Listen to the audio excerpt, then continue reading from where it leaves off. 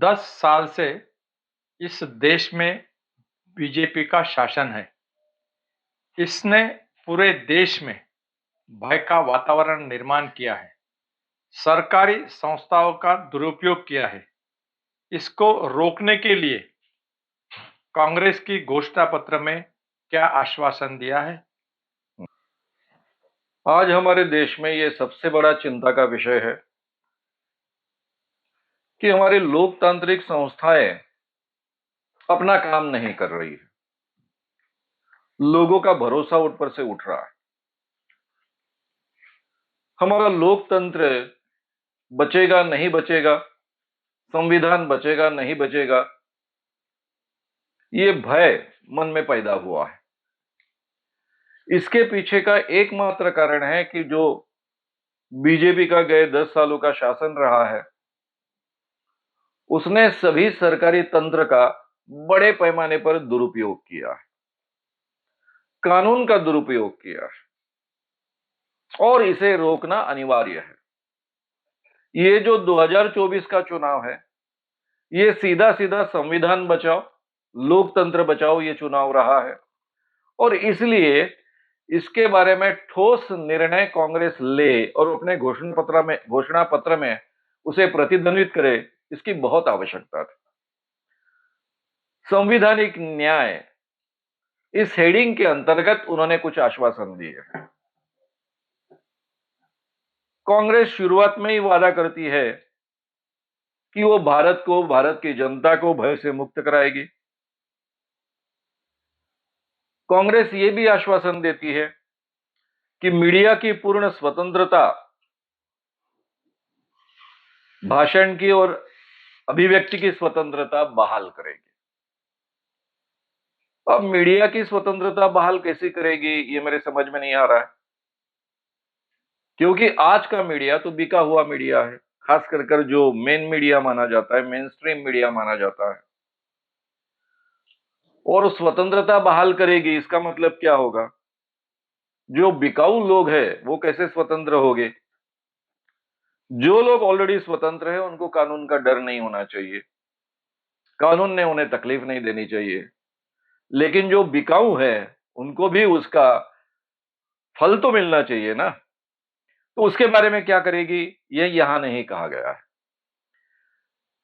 ठीक है, बाद में पता चलेगा कि वो उस क्षेत्र में क्या करना चाहते हैं। दूसरा एक बड़ा दुरुपयोग किया गया था मानहानि कानून का। ये मानहानि कानून मैंने अपने जीवन में बहुत बार भुगता है। ये 2 प्रकार का होता है। यानी आप कोई भी किसी के बारे में कुछ बोलो, तो वो आपराधिक भी जुर्म दर्ज कर सकता है और दूसरा सिविल भी कर सकता है। तो कांग्रेस ने यह आश्वासन दिया कि मानहानि के जुर्म को अपराध मुक्त करने और कानून द्वारा नागरिक क्षति के माध्यम से त्वरित उपाय प्रदान करने का वादा करती है। इसका मतलब ऐसा है कि ये फौजदारी जो गुनाह है, वो खत्म किया जाएगा और ये सिविल में रहेगा, ताकि अगर कोई किसी का अपमान करता है, उसकी मानहानि करता है, तो उसके एवज में उसको कुछ राशि मिलेगी। कांग्रेस दूरसंचार अधिनियम 2023 की समीक्षा करेगी और ऐसे प्रावधान हटा देंगे कि जो बोलने और अभिव्यक्ति की स्वतंत्रता को प्रतिबंधित करती है। ये बहुत आवश्यक है। आजकल जो सोशल मीडिया है, सोशल मीडिया के माध्यम से ही बड़े पैमाने पर सभी सच्चाई उजागर होती है।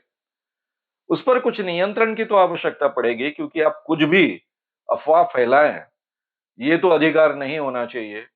लेकिन अभिव्यक्ति स्वतंत्रता भी होनी चाहिए, बोलने की स्वतंत्रता भी होनी चाहिए।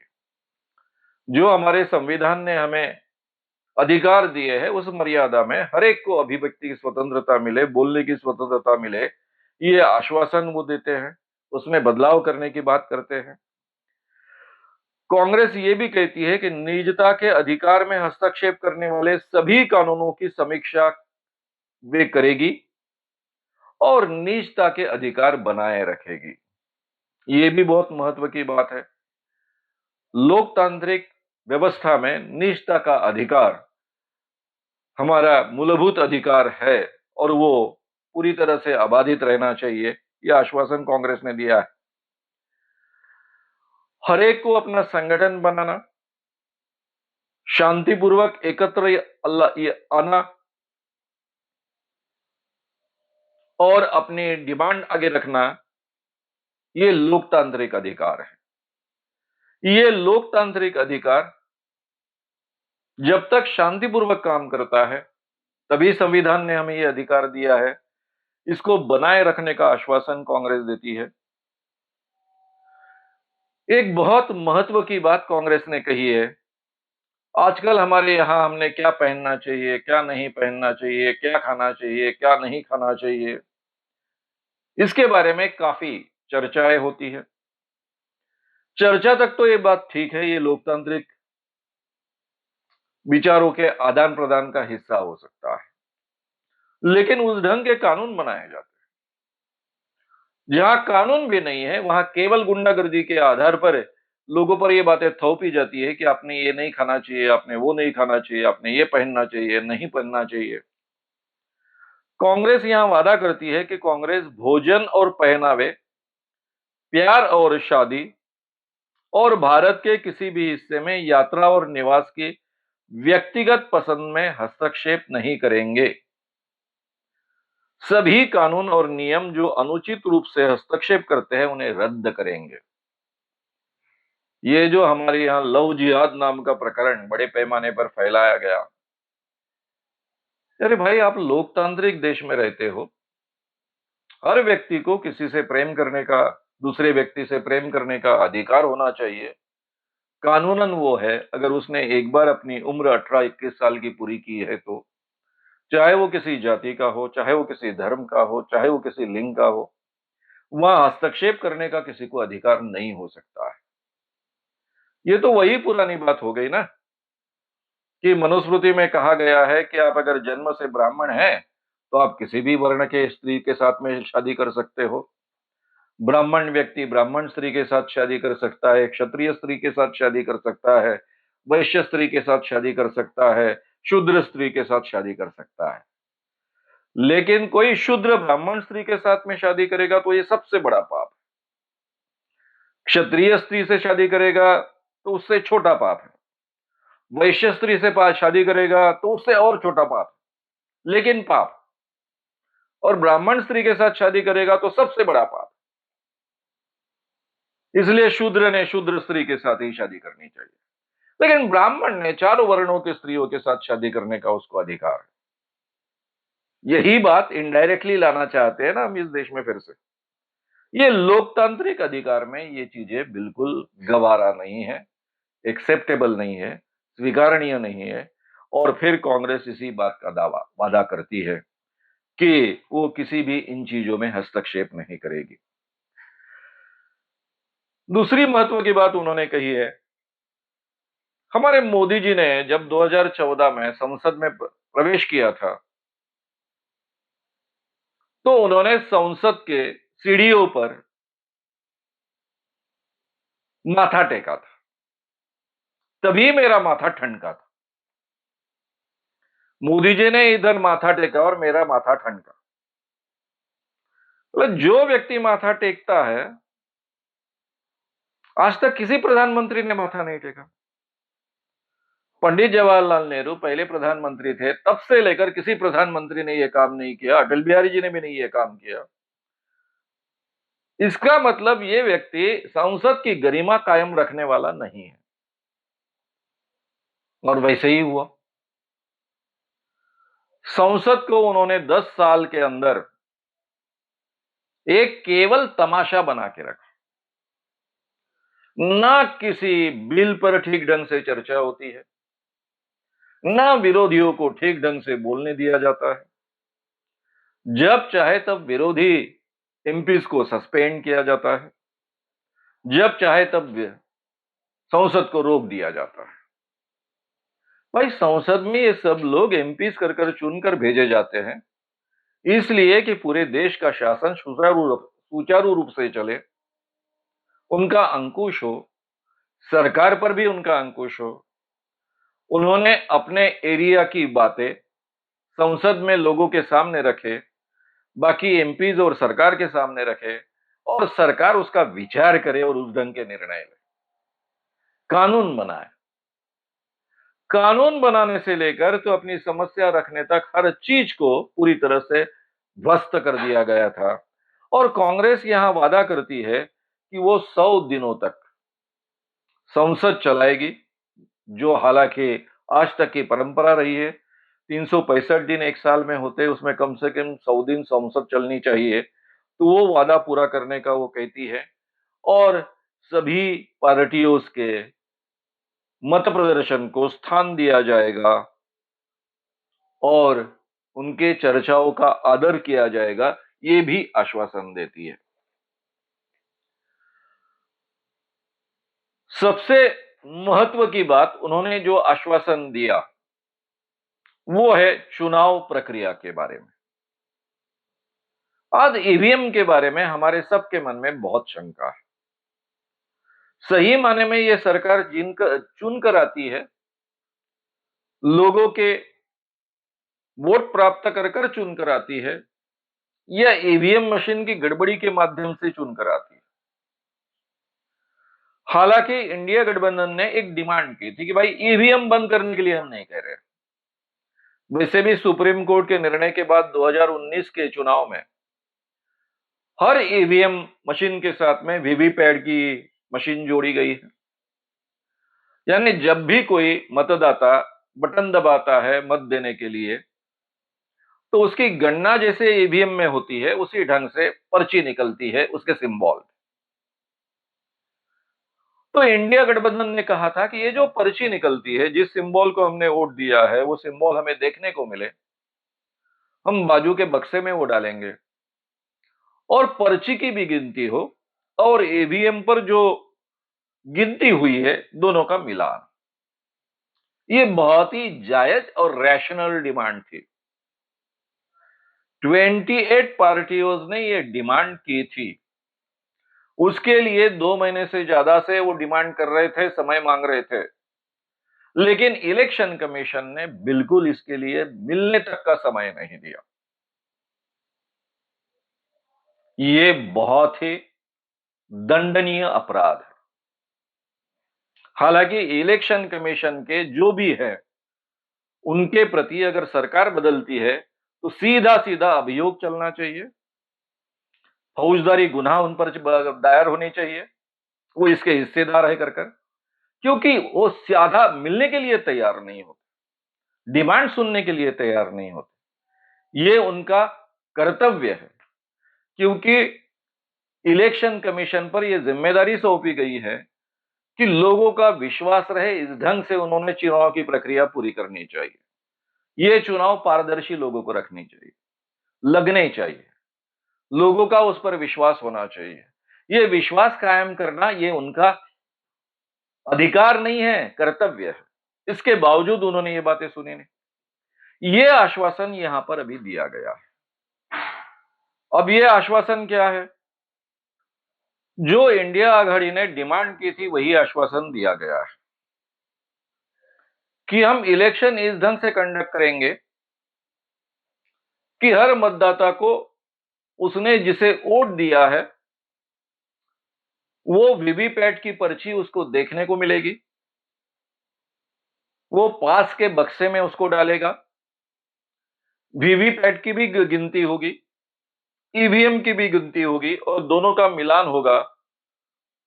और पहले से ये नियम ही है कि वीवीपैट का जो भी निर्णय आएगा वो अंतिम माना जाएगा और इस ढंग से निर्णय घोषित हो गए। ये बहुत ही महत्व का आश्वासन है। भारतीय जनता का फिर से चुनाव की प्रक्रिया पर और हमने जो मत दिया है यानी वोट दिया है वो सही जगह पहुंचा है। ये जो आश्वासन हमें मिलना चाहिए, इसका विश्वास हमें जो होना चाहिए, ये विश्वास दिलाने वाली बात है। तो ये निर्णय बहुत ही अच्छा निर्णय है। साथ में कहा है कि अभी जो दल बदलू नियम है वो करीबन बेमतलब हो चुका है। यानी कोर्ट के निर्णयों के आधार पर भी और राज्यपालों ने जिस ढंग से निर्णय लिया उसके आधार पर भी। ये दल बदलू जो नियम कानून है उसमें अभी बदलाव किया जाएगा। कांग्रेस ने कहा है कि संविधान की 10वीं अनुसूची में संशोधन करेगी और किसी भी स्थिति में अगर कोई व्यक्ति एक बार एक पार्टी के माध्यम से चुनकर आती है और वो अपना अगर दल बदलती है तो उसकी सदस्यता रद्द होगी। मुझे लगता है ये सबसे बढ़िया कानून रहेगा। ये 2/3 से लेकर सब चीजें निकाल कर रखनी चाहिए। अगर कोई अधिकृत पार्टी की ओर से चुनाव जीतता है तो उसको दल बदलने का अधिकार नहीं होना चाहिए। जैसे ही वो दल बदलने का विचार करता है उसकी सदस्यता रद्द होनी चाहिए और फिर से उसने चुनकर आना चाहिए। बस इतना सादा सिंपल नियम करना चाहिए। ये 2/3 पहले 1/3 था, वही गड़बड़ी थी, 2/3 हुआ, वही गड़बड़ी हुई। तो मुझे लगता है ये बहुत अच्छा निर्णय होगा। फिर कांग्रेस ने कहा है कि वो योजना आयोग को फिर से बहाल करेगी। मोदी सरकार ने सरकारी यंत्रणाओं का एक तरफ दुरुपयोग किया और जो यंत्रणाएं अपनी विशेषता और इस देश में बड़ा योगदान देना सिद्ध कर चुकी थी, उसमें सबसे महत्व का था योजना आयोग। उसी को बंद कर दिया और मनमाने ढंग से निर्णय लेने लग गए। नीति आयोग बनाया। नीति आयोग में इतने विद्वान विद्वान लोग हैं कि पूछो मत। और ये नीति आयोग निर्णय लेता है कि मोदी जी खुद निर्णय लेते हैं, समझ में नहीं आता है। तो ये योजना आयोग को फिर से बहाल करेगी, ये बहुत ही अच्छा निर्णय है। साथ में उन्होंने वादा किया है कि पुलिस जांच और खुफिया एजेंसियां सख्ती से कानून के अनुसार काम करेगी। अभी जो बेलगाम शक्तियों का वो उपयोग करती है उन्हें कम कर दिया जाएगा और वो संसद या राज्य विधानमंडलों की निगरानी में लाया जाएगा। ये भी निर्णय बहुत अच्छा है, लेकिन सही मायने में ईडी में जो एक प्रावधान है कि किसी को भी अरेस्ट की जा सकती है केवल शक के आधार पर, और शक के आधार पर अरेस्ट करने के बाद में उसको इजीली जमानत नहीं मिलती है 2-2 साल तक, 3-3 साल तक। इस ढंग के जो प्रावधान है वो समाप्त किए जाने चाहिए, लेकिन यहां कोई वो आश्वासन दिया नहीं गया है। लेकिन जो उन्होंने कहा है कि बेलगाम शक्तियों का अभी वो प्रयोग करते हैं उन्हें कम कर दिया जाएगा, तो शायद उसमें वो कम करने के बहाने कुछ उसमें बदलाव किए जाएंगे। कानून को शस्त्र बनाकर उपयोग करने, मनमानी तलाशी, जब्ती, कुर्की, अंधाधुंध गिरफ्तारियां, थर्ड डिग्री तरीके, लंबी हिरासत, हिरासत में मौतें, बुलडोजर न्याय, इन सब चीजों को समाप्त किया जाएगा। ये योगी और मोदी शासन के जो भी प्रतीक है उन सबको खत्म किया जाएगा और फिर से लोकतांत्रिक प्रक्रियाओं को बहाल किया जाएगा, ये भी आश्वासन दिया है। हमारे देश में सबसे बड़ी एक बात अभी चर्चा में है, वो यानी जमानत।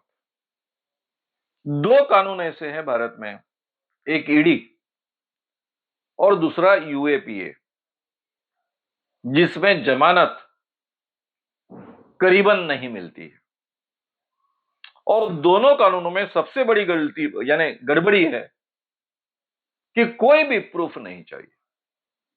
केवल पुलिस शक के आधार पर इस कानूनों का उपयोग कर सकती है और ये दोनों कानूनों पर लगाम लगाना बहुत आवश्यक है। ये लोकतंत्र विरोधी कानून है। इसके पहले इन कानूनों की इतनी बड़ी चर्चा नहीं हुई थी। यूएपीए जैसा कानून जो मेरे जमाने में इमरजेंसी में मीसा कर कर पहचान में था, ये मीसा कानून उन दिनों में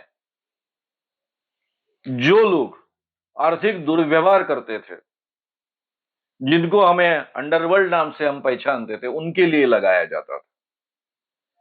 बाद में हमारे यहां देश में टेररिस्ट एक्टिविटी का प्रमाण बढ़ा, इस कानून में रूपांतरण किया गया और टेररिस्ट एक्टिविटी के नाम पर किसी पर भी शक हो तो उनको इस कानून के तहत अंदर जेल में डाला गया। उसमें काफी मुस्लिम बच्चे भारत में पूर्वोत्तर प्रांतों में अलग अलग संस्थाएं वहां की हैं, जनजातियां हैं, वे बच्चे कई सालों तक जेलों में सड़ते रहे हैं। जैसे नासिक के केस में हुआ, जो भी बॉम्ब स्फोट हुआ मालेगांव में, मालेगांव के बॉम्ब स्फोट के लिए 5 मुस्लिम लड़के पकड़े गए। मुझे लगता है टोटल संख्या 10 की थी, 5 छूट गए, बाद में 5 रहे कई सालों तक। और बाद में पता चला 2008 में जब हेमंत जी करकरे ने इसका इन्वेस्टिगेशन किया तो प्रज्ञा ठाकुर एंड कंपनी ने यह बॉम्ब स्फोट करवाए थे, जो आगे चलकर संसद बनी। तब जाकर इन पर केस दाखिल हुई, लेकिन जो 5 लड़कों को अरेस्ट हुई थी वो अभी तक जेल में थे, उनको छूटने के लिए लंबा समय लगा। जब वो निरपराध कर जब साबित हुए तभी वो जेल में से छूट सके। हालांकि उसी केस में दूसरे लोगों को अरेस्ट होते ही उनको तुरंत छोड़ना चाहिए था। ये दोनों कानून लोकतंत्र विरोधी कानून है। उसी का रूपांतरण अभी यूएपीए में हुआ है। इस कानून में बदलाव लाने की बहुत आवश्यकता है। इसमें किसी भी स्थिति में निरपराध व्यक्तियों को ऐसे जेल के अंदर सड़ना पड़े, ये स्थिति नहीं आनी चाहिए। ये देखना बहुत आवश्यक है। अभी तो वादा किया है, एक्चुअली जब होगा तब इस ढंग से इन कानूनों में किस ढंग से बदलाव किए जाते हैं तब ये बातें ज्यादा अच्छे ढंग से स्पष्ट होगी। एक बहुत अच्छी बात यहां पर कही है कि जमानत नियम है और जेल अपवाद है, इस ढंग के कानून बनाया जाएगा। मुझे लगता है इसके आधार पर ये आश्वासन वो देना चाहते हैं कि किसी भी निरपराध व्यक्ति को सजा नहीं होगी, उसको जेल नहीं होगी। तो लोकतंत्र बहाल करने के लिए हमारी कॉन्स्टिट्यूशन जो है उसको कायम रखने के लिए, उसको फिर से पुनर्जीवित करने के लिए ये जो बदलाव के आश्वासन कांग्रेस सरकार ने दिए हैं, यानी कांग्रेस के घोषणा पत्र में दिए हैं कि उनकी सरकार आने के बाद ये बदलाव वो करेगी, ये बहुत अच्छे बदलाव है। लोकतंत्र फिर से पटरी पर लाने वाले, उसका आश्वासन देने वाले ये बदलाव है। इसलिए हमने उसका बहुत ही तहे दिल से स्वागत करना चाहिए और इसी अपेक्षा से हम सब लोग कह रहे हैं कि सरकार बदलनी चाहिए और ये इंडिया गठबंधन की सरकार आनी चाहिए, इसीलिए कह रहे हैं। अगर आपको ये वीडियो पसंद आया हो तो उसे ज़रूर लाइक करें, लोगों में ये अवेयरनेस फैलाने में हमारी मदद करें, वीडियो को ज़रूर शेयर भी करें। तो हमारे YouTube चैनल शाम मानो को विज़िट करें। ऐसे सारे वीडियोस का आनंद लेने के लिए हमारे चैनल को सब्सक्राइब करें, उसके लिए सब्सक्राइब बटन दबाएं। नए वीडियोस का नोटिफिकेशन पाने के लिए बेल आइकन दबाएं।